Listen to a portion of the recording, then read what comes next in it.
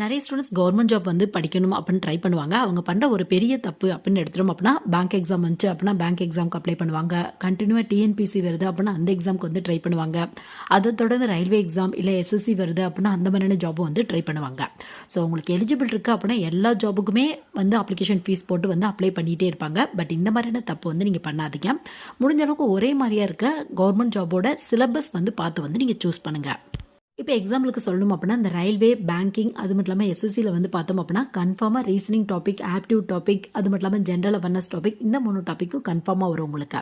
இதுவே வந்து யூபிஎஸ்சி டிஎன்பிசிலாம் எடுத்துக்கிட்டோம் அப்படின்னா இந்த general science history political science இதுக்கு வந்து இம்பார்ட்டன்ட் அதிகமாக வந்து கொடுத்துருப்பாங்க உங்களுக்கு.